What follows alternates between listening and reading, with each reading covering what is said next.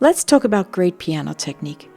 To play advanced piano well, we need strength in the larger muscles, the core, the shoulders, the back, and the legs, to help the smaller muscles of the hands get to where they need to be.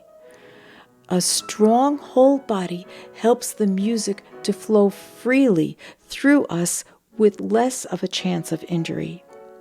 We need to train the whole body for correct instrumental technique with Dr. John Maloney. For more information on studies for advanced piano technique in an approachable manner with training the whole body for correct instrumental technique, you can go to www.pianotechnique.guide. We are here to help you reach your goals. I have so much to share with you today, but before I even begin, I want to make the announcement that for teachers, students, and returning adult amateurs, if you have any questions and you would like me to answer, you can reach me at pianotechnique@outlook.com. That's my business email address. And I will try my best to answer your questions within 24 hours. Okay, so welcome to webinar number 4. This is the last in our series on mindful practice. Today's theme will be seeing the whole picture. We have to find the connection of musical ideas using the strategies that we've already been establishing of ear training and memorization.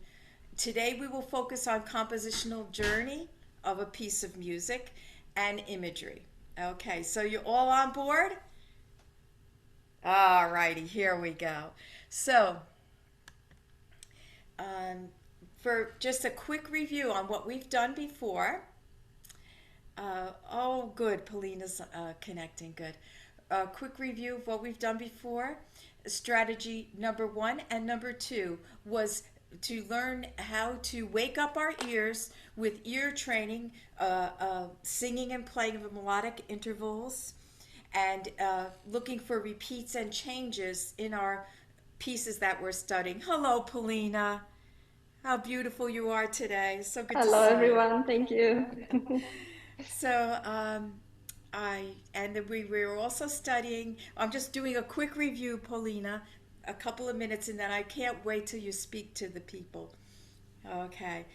Um, Harmonic resolutions were how we listen for resolutions, and we basically were working on the resolution of to start with the going from the 5 chord to the 1 chord, studying the circle of fifths in chord resolutions. Once we established that, then we started getting into listening for the subdominant chords of a key. So it's all training. It takes time. You have to be very patient with yourself. And then we mentioned last week we started working on rhythmic patterns. So today we are. I've been trying to get you all to understand how focusing at playing your studying very slowly your pieces. You remember last week we talked about the talent code. I read that quote from the talent code, which is a fabulous book, on how slow mindful practice is the way to go to get the music come deep inside, not rushing ahead and trying to do everything and practicing mindlessly. We want to practice with a true focus from beginning to end and deep listening. And I have to put in like a 2 sentence shout out. It happened to be about 6 o'clock this morning. I on my phone, social media, Daniel Barenboim was the famous conductor and pianist, was talking about this very same thing about focusing from the moment you play and listen to the first note and following the thread of music, the piece, the journey going all the way to the end of the piece. When we have a piece of music, we call it a piece for a reason. It's that message that's there, and we have to try to stay in the zone and connected from beginning to end. Okay, so the things that we can't cover in this webinar, because that's a whole other world, is a strategy. The other strategies that we use to make music come alive, and with mindful practice, we also need to study and understand correct technique. We need to understand how to make the music flow through playing with the whole body, which Paulina does very, very well. And I'll talk to you about Paulina in just a minute, because I'm so excited that she has had the time today to speak to us about playing, how she studied growing up in Russia. And the whole idea of getting correct technique in my course, Studies for Advanced Piano Technique in an Approachable Manner, is that we improve technique at a faster pace. We learn to use our whole body to help us play correctly so we don't become injured. Okay, coming down the list, the other part of the strategy to making beautiful music in mindful practice, which is not covered in this webinar, but I must make a mention, is Dr. Maloney's course, Training the Whole Body for Correct Instrumental Technique. He's an expert on strength training and injury prevention, and he trains musicians how to improve their technique at a faster pace and increase their stamina and confidence in performance, and also trains people on how to have a life balance, because there's more to music than just playing one note at a time with our fingers. No, it's a whole body, how we, and our whole everything is what helps us make good music. One lecturer I just saw recently said, if you're not established emotionally, which Paulina knows a lot about this, because she has a certification in this subject. If you're not established emotionally, it's very hard to give out if you don't have enough coming into you. If your soul isn't fed and you're not emotionally balanced, it's very, very hard to do things. So unfortunately, Dr. Maloney came down with a little bug he caught from his little children. So he is not able to hook in right now.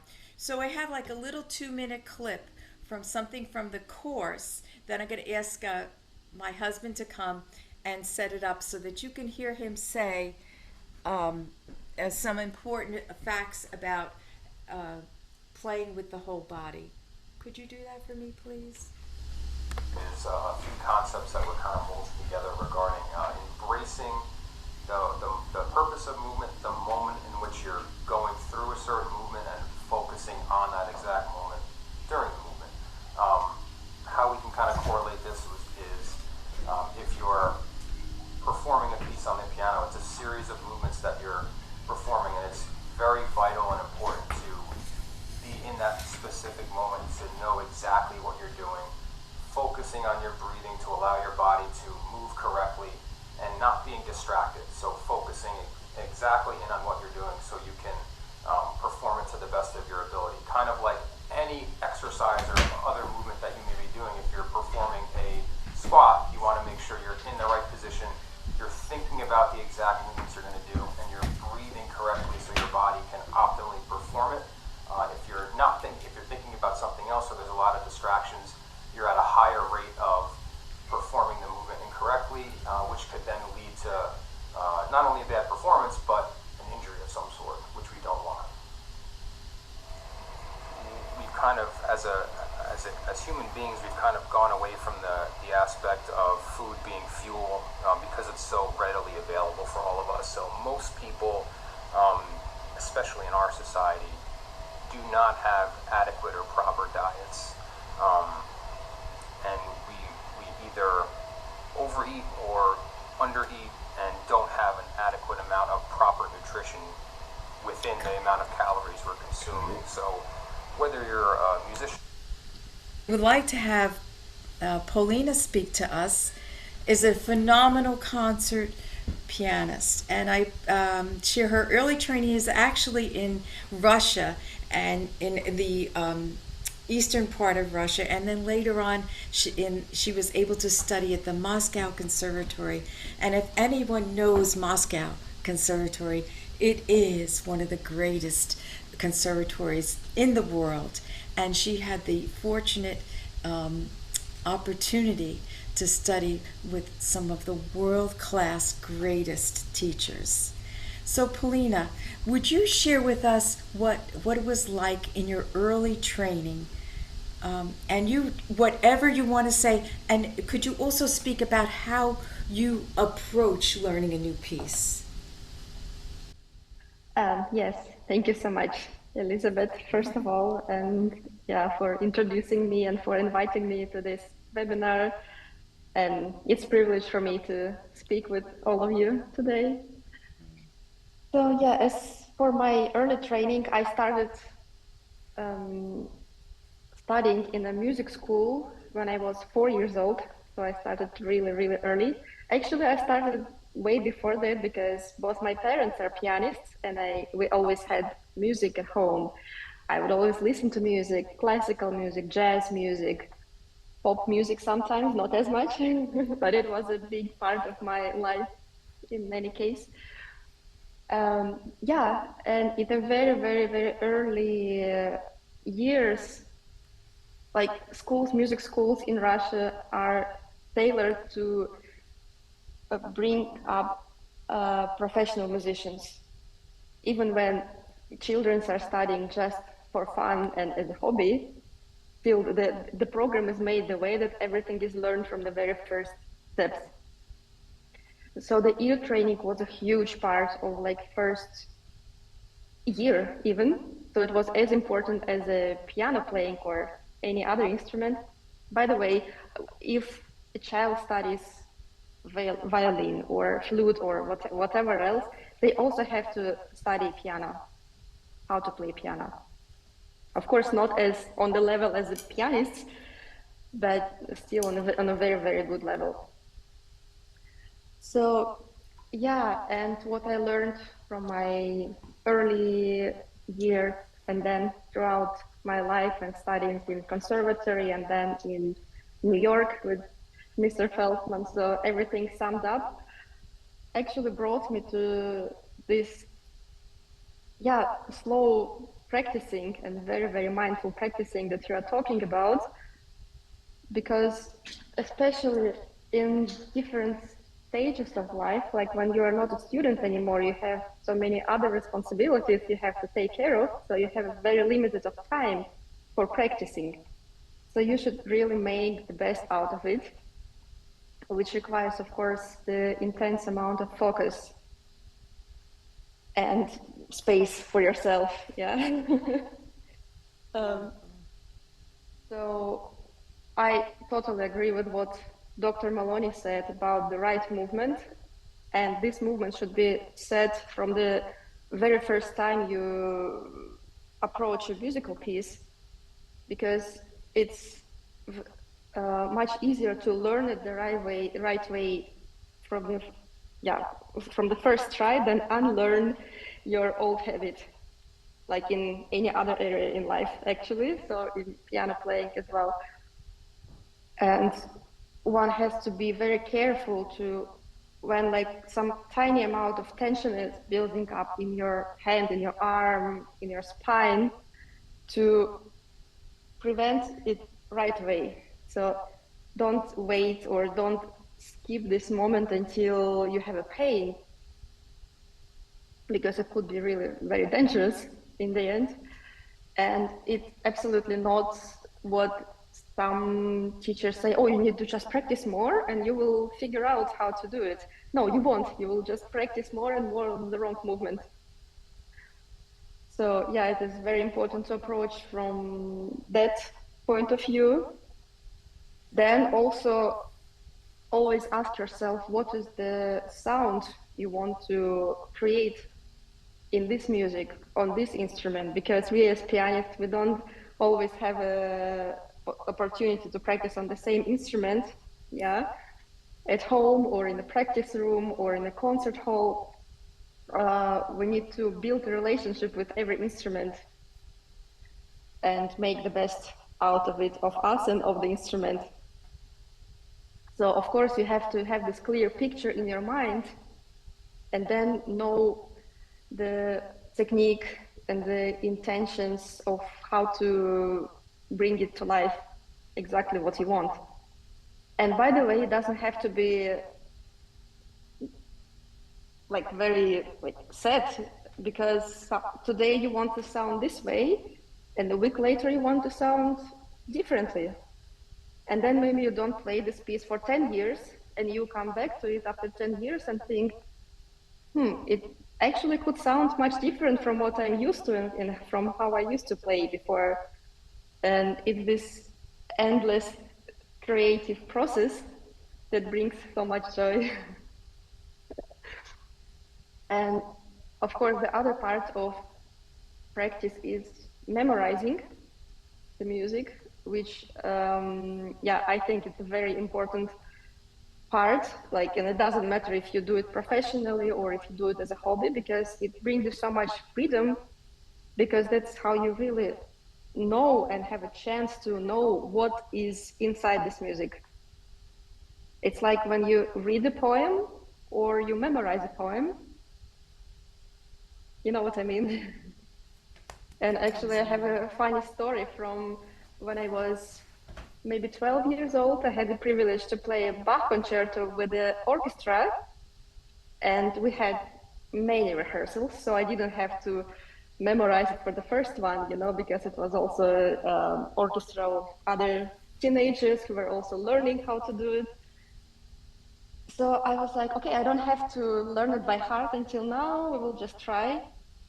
And I realized it was so such a bad decision that I didn't memorize it because I wanted to focus on so many other things and to look at the conductor and follow the music, but instead I needed to check, am I playing the right part of the piece right now or not? Right. Yeah, and the process of memorization, of course, includes not just physical, like muscle memory, it's also the ear memory, it's also the visual memory. For some people more, for some less. For me, it's a big part that I know if I close my eyes, I know exactly how this place looks in the score. So all such things. And yeah, it's absolutely not possible if you practice, just to spend some time on the piano and just fulfill to think, okay, I have to practice 2, 3, 4 hours a day, so it's not about the number of hours. And actually, I heard many very famous pianists say they don't practice more than 3 hours a day, which actually sounds like that's it, just 3 hours. But if you do it really, really focused, it's impossible to do it longer than that because it's very tiring. But it also brings the best results. Yes, a focused practice. Thank you. That's exactly what the whole theme of this webinar is about, is staying in a deep focus. Wow. Thank you. Thank you. Now, I'll tell you, let me just give you a shout out. People, you need to follow Paulina. Paulina is incredible. How we met. Okay, I'm glad you. How did we meet? Okay, I went up to here to a master class at New Paltz. I don't live that far from SUNY New Paltz, in the piano summer program. Paulina was part of, I think it was about 8 other young virtuosos that were playing in a master class. It was about 8 of them. And Paulina, she, I mean, I know pianists, okay? I know technique, I understand all that. But when she played, it was breathtaking. Everybody was good, and I don't mean it to sound disrespectful to the others, because they were all fabulous musicians. However, Paulina has a way of grabbing your heart. It's just something in an element there, that certain something that she's able to do that. So Paulina, and then I invited her. I wanted my people that for the online course to follow her, and she's throughout the entire online course with different demonstrations on different points I wanted to make. So thank you, Paulina, for finding the time. I know you're busy with your work. And matter of fact, Thank you so much. Janine, Yeah. yes, Janine and Paulina, you two should connect. I'll tell you why. Paulina plays all the Chopin preludes in concert. She has done that. And I know Janine is studying the Chopin preludes right now, and she had some questions on the Chopin preludes. So I think that you two are a good match. I will make sure that you connect, okay?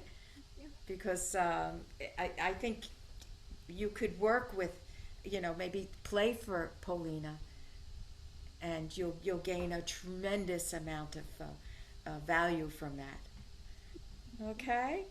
Okay, it's all about, connections, right? Okay, so now we're going to move down a little bit, and you're going to see in the next point here. Okay, today's uh, webinar, the theme is mindful practice. Paulina, there you go, right? And today will be about the compositional journey, thinking of a piece as a whole, as I mentioned at the very onset of this class. So what we're going to look at is, let me just move this over a little bit so I can see it too. Okay, seeing the whole picture. Did you all have a chance to listen to, and look over the impromptu in C minor? Okay, so there's some points I'd like to make. We'll spend some time on this now. Okay, I I'm not going to mess with my trying to get this up on the screen again, but I want you to, as far as I heard, Eric Lu, Eric is his first name, and Lu play this piece over on YouTube, and I recommend that you listen to him as I point out these different things that are in this piece. Okay, the reason why you listen to him, Janine? No, I actually played this piece when I was a teenager. Yeah, I know, me too. I played this back. Oh my I chose God. this on purpose Yeah. because I knew that it would be easy to grab onto Mhm. the concepts. Yeah. And I think we all Yeah. play this when you're like 13, 12, Yeah. 13. It's a great piece. Yeah. It is. But there's a lot of things that I've been showing you all lately, and this really reinforces. It's easy to see. Okay, so we have in the very beginning here, um, as far as memorization and everything, let me get that music up on the piano. We have here, of course, we know the opening with the fortissimo octaves, and you just let them ring out. Okay, I'm not going to talk too much about technique. Obviously, that's my course, but I want to increase your perception of what you're seeing and hearing in the music. So we have here in the octave, and it should even come from above a little bit more, but I'm trying to stay away from just technique and just talk about the what's happening here. We have here, after that dies out the fortissimo, we have in pianissimo the theme that connects the entire piece from beginning to the end.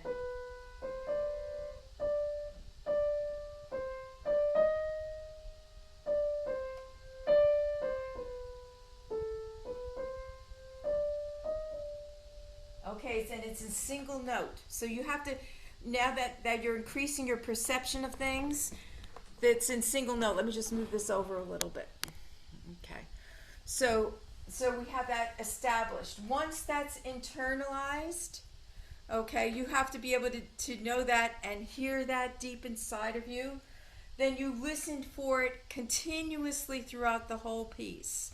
So the next measure, the next four measures.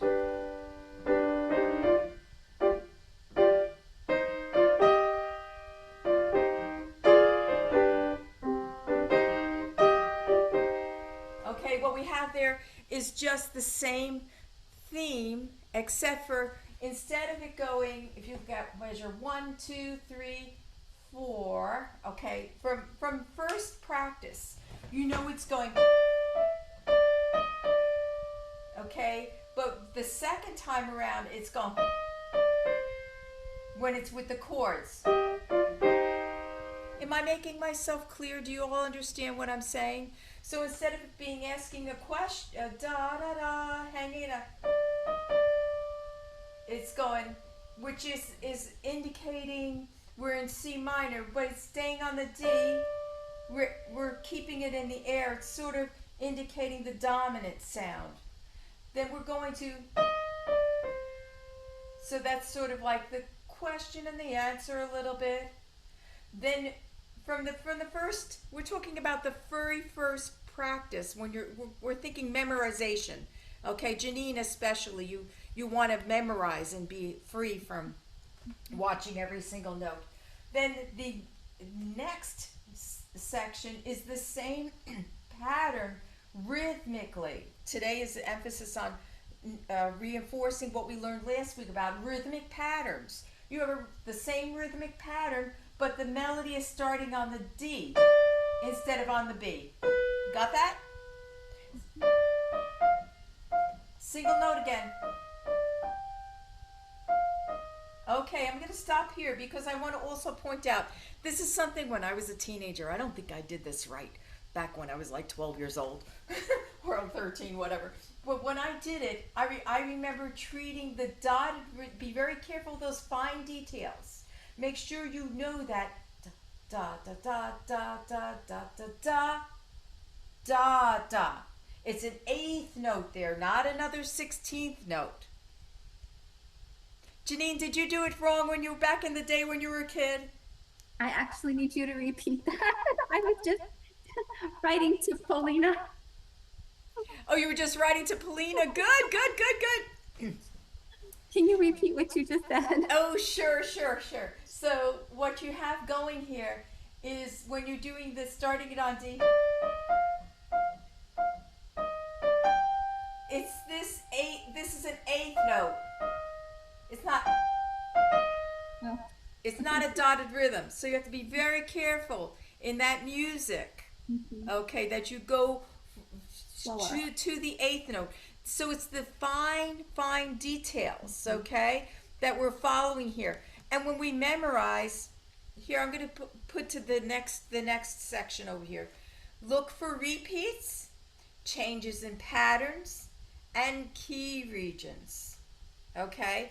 When you memorize, you segment up to the changes and do not move on until it's memorized, okay? So what we have here on page 2 of this of this piece, we have, as I mentioned, really watch Eric Liu as you take this information and apply it, okay? We have in the middle of page 2, we have all this, before that, it's all that rhythm pattern, da, da, da, da, da, da, da, da, da, da, right? But what happens in the middle of page 2, we actually go into another shading, another compositional shading, another dynamic happens. What happens here? I'm glad you asked that question.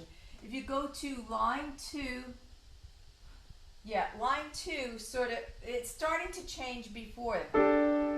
If you go to line 1,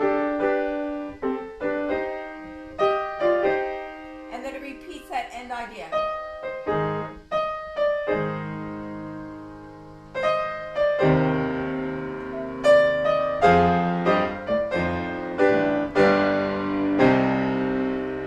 And it goes quiet. See, it's just taking that tag. We call it a tag. In gospel music, we call it a tag. Da, da, da.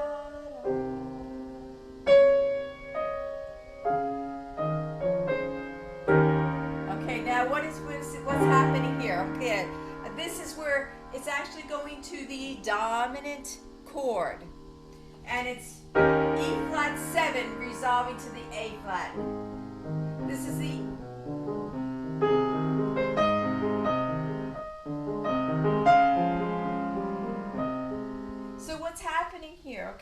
So you're going to a new key region for this short amount of time. You do not move on until page one is internalized and you understand all the changes where everything, the new notes happen, paying attention to the details, especially when you come to, let me give you a measure. Back on page one, the measure number 22, 23, 24, 25. Measure 25, which is on line 1, 2, 3, 4, 5. There's a little change here to you have to listen for these things. This is the diminished chord is not in the other part when it's being developed. It's in the new one. So it's just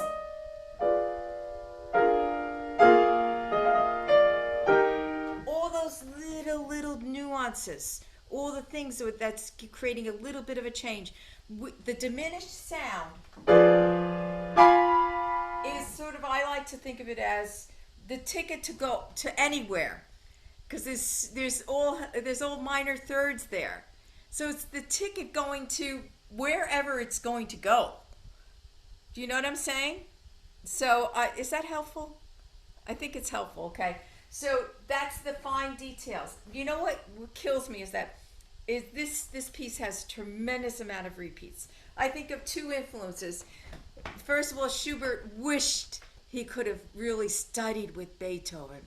And we know Beethoven, what Beethoven could do with da da da da, da da da da. He could write a whole Fifth Symphony around da da da da. The whole thing is built on that. Well, this is sort of following that kind of idea.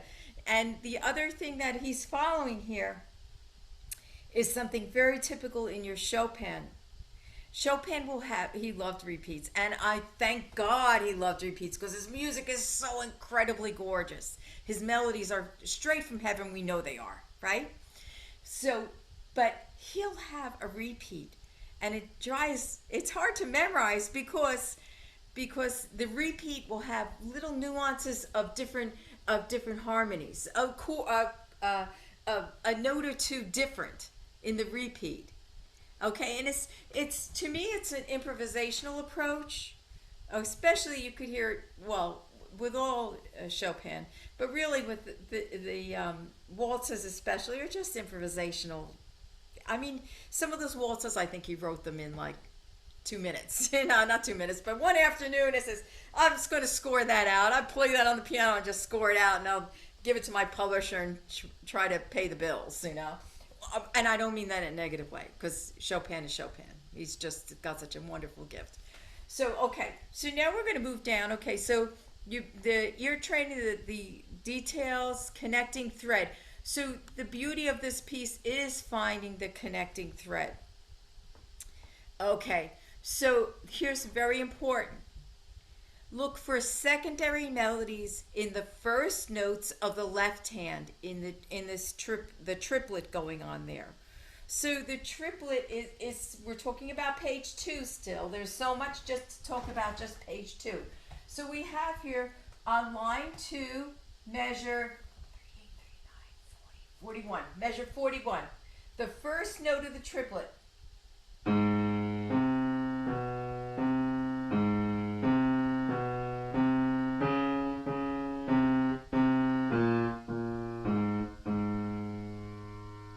I'm doing now to the pianissimo is the measure 45.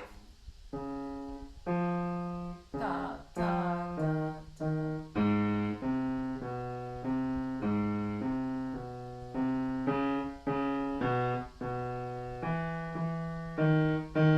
Da, da, da, da, da, da, da, da. So you listen for that.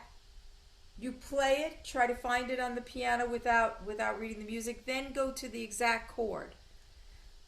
That's exactly as written. So you're always internalizing the root, and you. It's like Bach.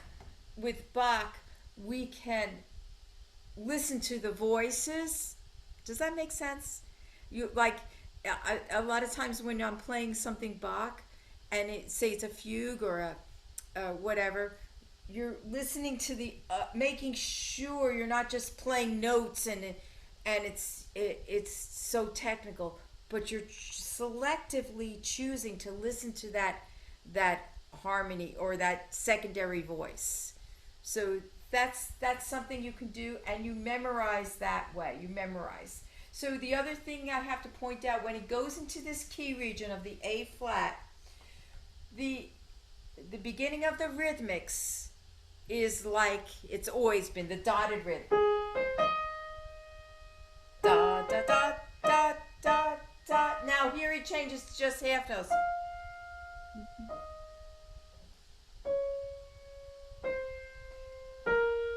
Straight up. Instead of keep on going with, you know how it is.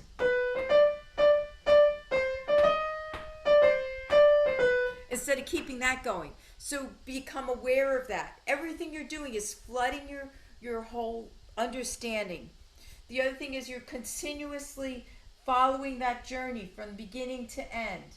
So when you're coming to this beautiful key region over here, we know that Schubert is very good on his marcatos, you know, the marches, the march things. But when you come into this section over here, start to get a vision of it's the same thing. Well, you're going on a journey, so you have to kind of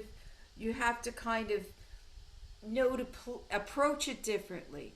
Approach it as it's peaceful. Now if you're going, you have to get.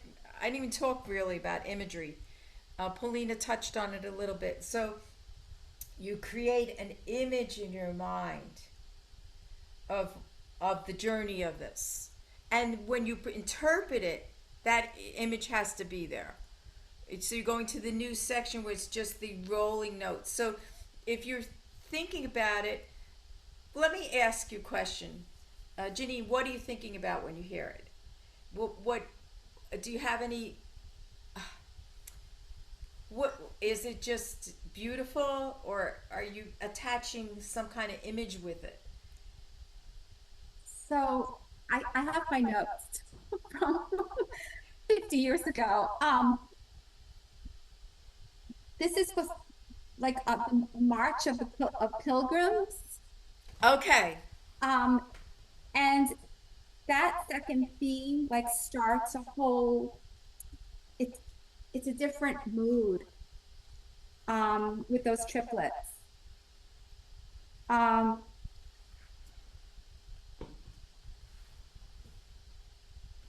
what I'm thinking, I'd have to play it again.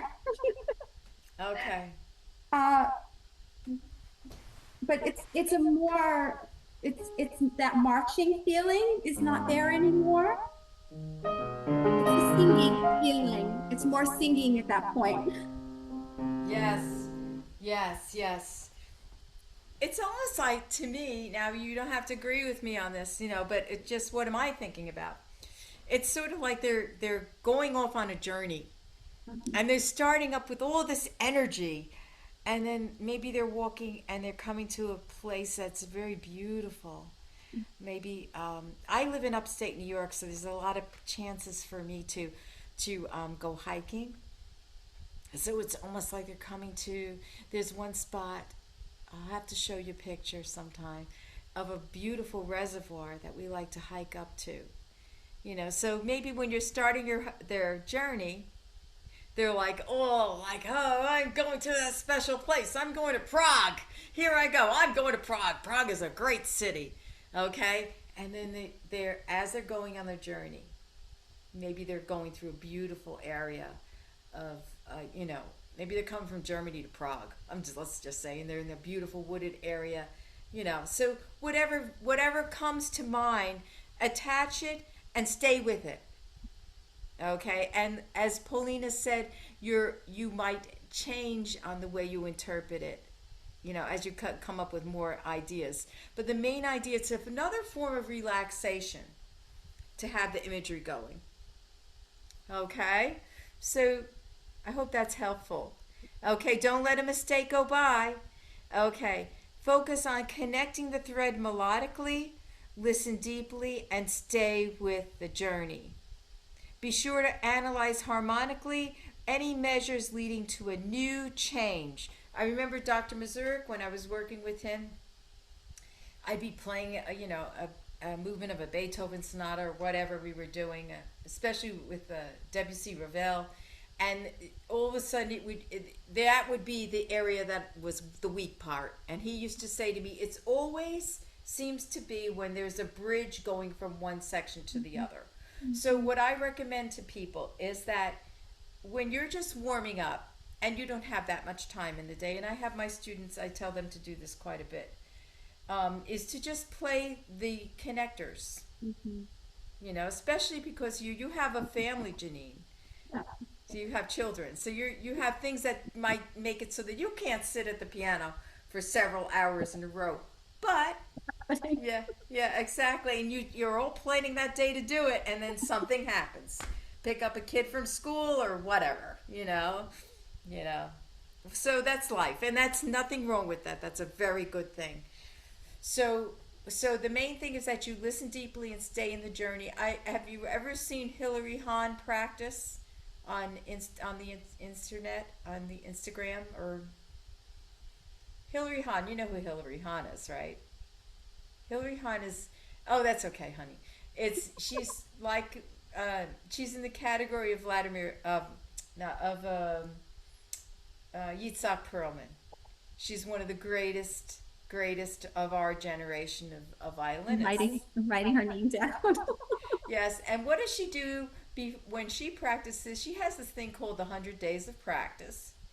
And when she practices, I love to watch her practice. She'll just be practicing over and over a measure that is difficult because she knows that the rest of the piece she has down. So if we're looking at, this is up to now, we're up to page 3 here. Okay. So we have here the, let's see what measure this is. 68, 69, 70, 71. Measure 71. Do I have it up on 71 there too? Yes, I do. Oh, 71. We have here.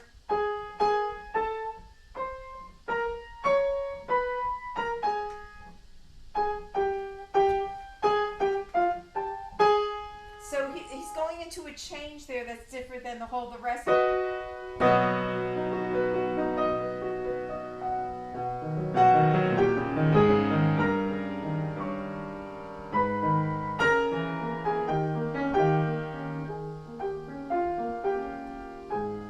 I remember as a kid lining up the 2 against 3 and drawing little lines, but it takes a long time.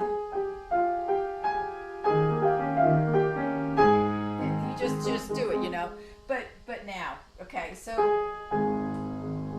but it's coming all the way down from something very intense, from a forte in measure 65 down to the pianissimo. So that's another thing you have to practice. Is just if you have to segment your practice and you're memorizing, just study the dynamic shading. Study that dynamic shading, and that you can come down, walk away from the piano and then come back to the piano. And can you just go only quiet? See, I did reverse dynamics there.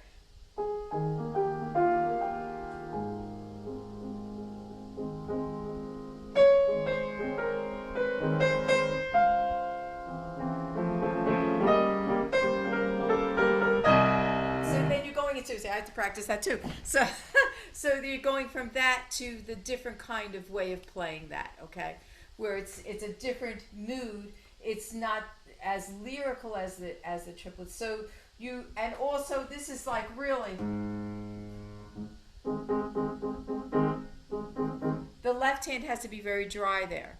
Keep your fingers on the keys. So these are all the things that you watch for, going back to detail, okay? So coming down, let's go down a little bit further.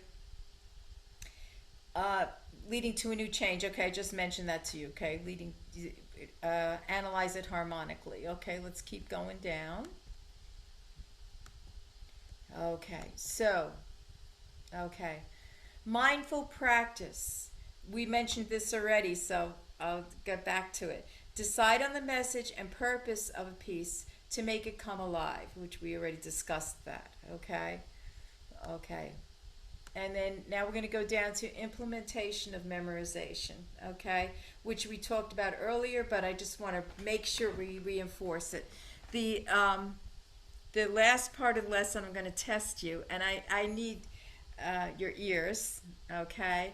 And besides that, I think if you have questions about the piece that you were sent me, I have some ideas on it myself.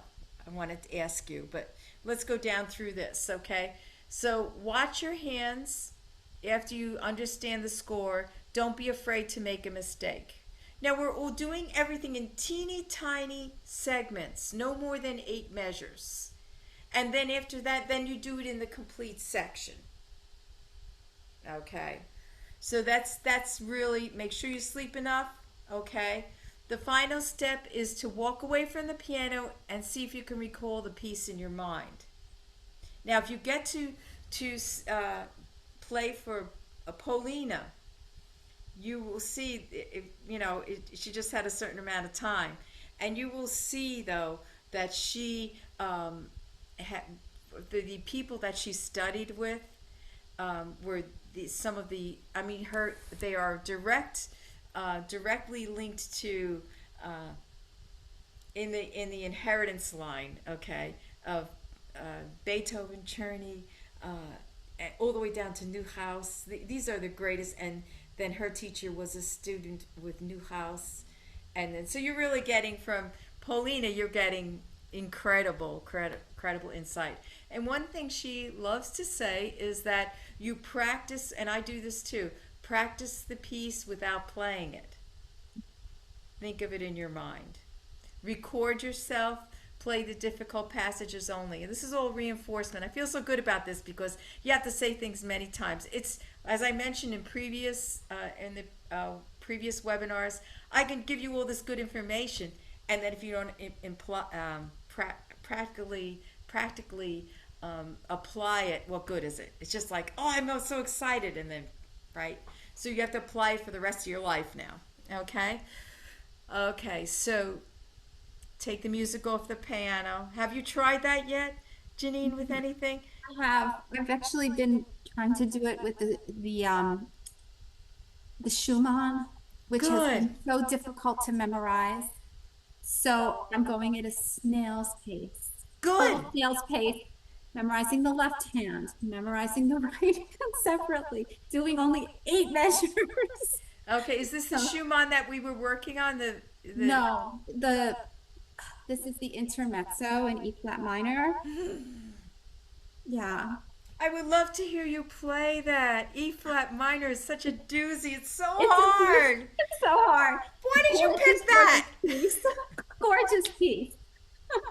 Oh my goodness. Oh my goodness. That's really you picked the doozies, you know? I know. I want to get fully back into it. You're jumping, yeah, you're going into deep water there. Well, you should send it to me.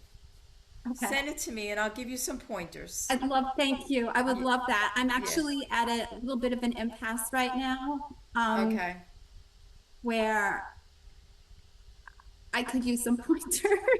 Okay, so let me talk to you about E flat minor since now we're getting into more like practical application. E flat minor is the relative minor of G flat major. Oh my. Mamma mia. How could you do that? So what you need to do is play I've done this forever. This is play the E flat minor scale before you start. Yeah. Play the E flat minor chords. Yes.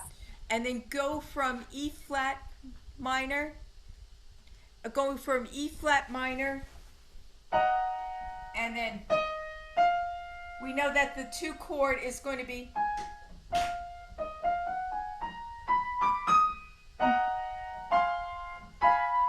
is it diminished, right? Okay, the 3 chord is going to be the G flat major. So go from E flat minor to G flat major. Okay, go from E flat minor to the F diminished, go back and forth. Sing it, sing that note. Do a lot of singing. Okay. Do a lot of singing of the bass line. And by all means, send it to me and I'll have a lot more to tell you. Okay, just try to make it as easy as possible in this class. Okay, so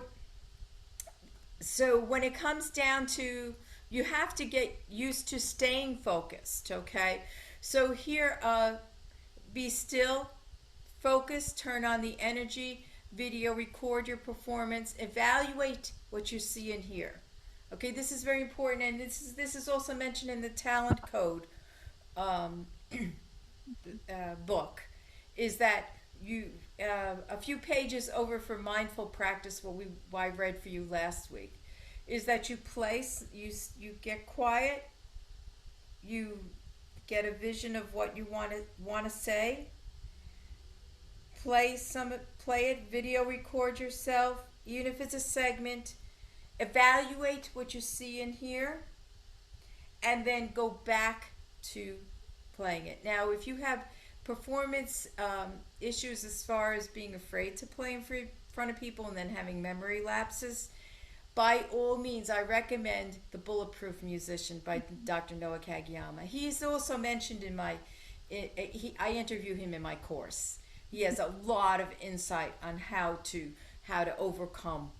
And the main thing he talks about, having focus, having energy, that when we play, it's not like the audience is crushing down on us. It's that we have something inside to share and we push out. Okay, you would love Dr. Kageyama is one of the nicest people in the world. You know, he I just is. subscribe to the e-newsletter. Oh, you do? Yeah. Yeah, after you mentioned him, I looked him up and I subscribed. So Yes, absolutely. You would love him. The one thing, because I sit on these lectures as a piano teacher, and I was sitting I was in Baltimore listening to this lecture by this person, and I totally disagreed with him. Someone was saying, well, he was talking about other things, but when people said, well, what about if you have stage fright? And then the guy started telling the people, well, you could take Inderall for your stage no, fright. no, You could take all these medical things, and I totally, I'm very respectful, and I just totally disagreed with him, you know. So, so I respectfully disagreed, and then that was it for me for that day. I was in for it because he kept on pointing to me and saying, you know, but whatever. The point I'm making is it's not medication, it's prayer, and, and and being brave and meeting things head on. Okay, so now going down over here. Okay, we're just going to finish up in just a couple minutes. If you want me to, I can go on and test you a little bit. If you would like a little bit of a test. Okay, might as well. If you have 5 minutes, I'll do it. Okay, so by all means, I recommend these intermediate pieces because to easily apply the concept featured in the webinar series, they're easy, and it's remember, memory is a muscle. You can get better and better. Listening is you developing, opening your ears. So I recommend these books. You'll have a good time with them. They're very gratifying, very short, and then you memorize, apply everything. Okay, so coming down over here, I'm planning an ear training, offering ear training clinics once a week for 5 weeks, beginning the week of July 8th. Okay, we will be posting information on signing up on our website in the near future. If you're interested and would like to learn more, you can reach me at my pianotechnique@outlook.com. And I will try my best. I always try to answer you within 24 hours. Okay, now going to the piece that you sent me, the Chopin. Let's talk about that before, and then we'll sew up everything. Okay. Now, there's a few things I want to ask you because it has a driving melody. It has a beautiful melody. Okay, and there's a lot of notes mixed in between, isn't there? Okay. So are you playing just the melody note, melodic line? Okay. So there's a couple melodies going on there. Yes. And so what I've been focusing on is the thumb as the melody. Okay. You could argue that it's the upper part of, which is that GA is the melody. So I've been focusing on the thumb. Okay. Okay. Okay. So what you need to do is what I would do. Let me think. What I would do. I would think it would be good to decide on which one you want to um, drive. I call it driving the car. It's all over my course. Driving the car, and then stay with that. Now, what happens a lot of times is that um, people, because there is a secondary melody going on, and it might be just a harmony, and there could be, there's different ways to interpret it. Okay, but grab onto what you want to emphasize. Sing and play it by memory. Okay, that's a good way to do it. What are you thinking about? And get Paulina feedback on it, Okay. because she is an expert Yeah. on the Chopin preludes. Now, the other thing is, what are you thinking about? What visions do you have with this piece? What imaginations? I've been reading a lot about, I think I shared this with you the last time, about the Bach preludes. And that was like an incredible celebration of what the piano can do now in every key. Take the Yes. chromatic scale, and it's like, wow, we can finally do this. And so I'm thinking Chopin is, it's an ode to this. And he's saying, look at what we can do now. So it's like a presentation of, this is what we can do in the key of C major. So that's what I'm thinking now in terms of presenting this piece. Okay, great. And it's the first one in the collection, you know, and Yes, 24 exactly. keys. So that's how I'm starting to think about it. Okay, and that's very, very good. Now, eh, is there anything you could can you attach maybe a beautiful picture to it, or something also like that? Personal, yeah. Okay, good. I'd like to do that. I haven't actually, I would like to have a more personal something to think about, that rather than something so big and Yeah. kind of overarching. Think about words too. Don't leave out words. When we talk art, okay, the art is it can be music, which yeah, okay, visual art, literary art. Okay, so you can put words to it. There's some certain songs like you know this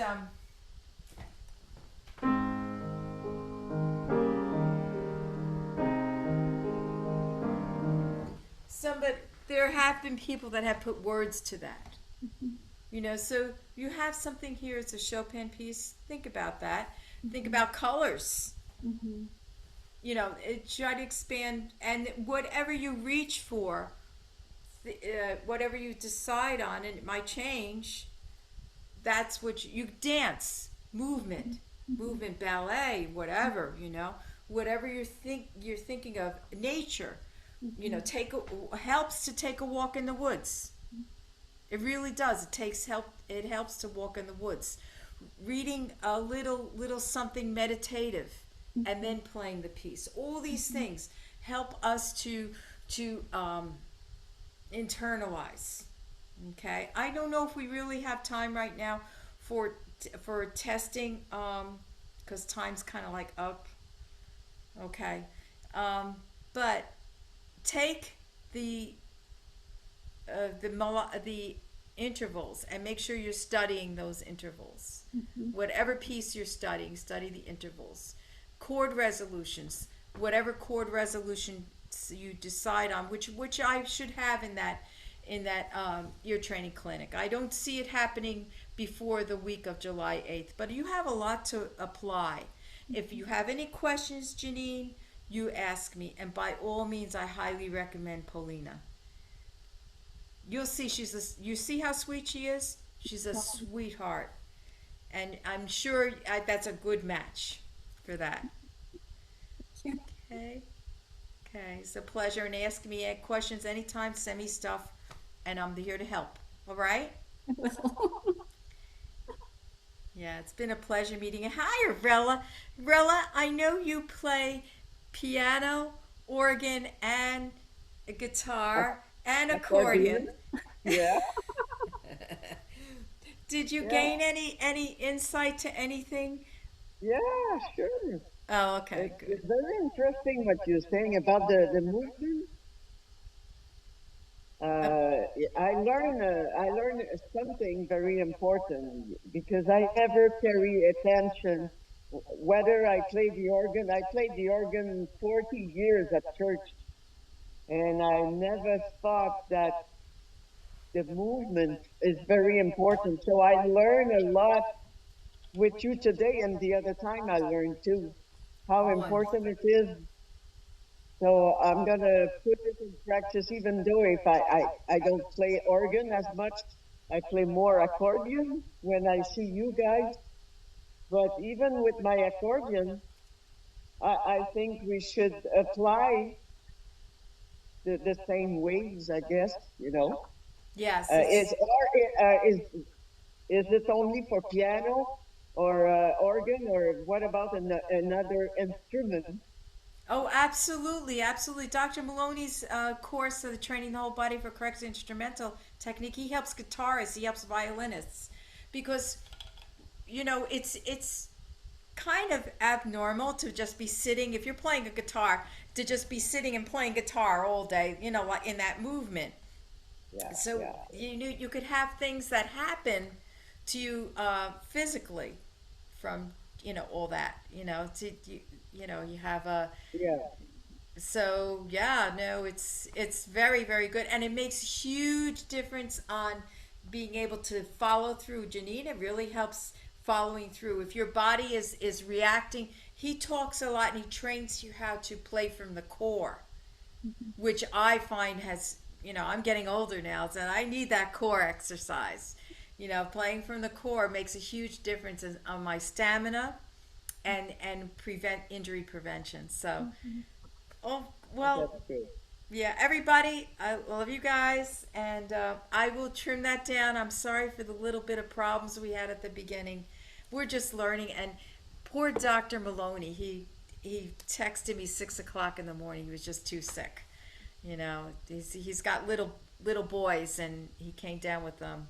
He thinks it's strep, and he was up all night being sick. So I had to sort of put something there so you could learn something from him. Okay, so see you soon. Okay, thank you. Jennifer, thank you so much. Thank you so much. My Thank pleasure. you so much. Yes, and we'll talk about Montreal, Rella. We'll be Oh there yeah, soon. sure. Yeah, Okay, we'll we'll talk talk. it over. Okay. Thanks so much, Lizzie. Bye. Okay, you take care now. Okay. Bye, Okay. Janine. Bye. Bye bye. Love you all. Bye. Bye.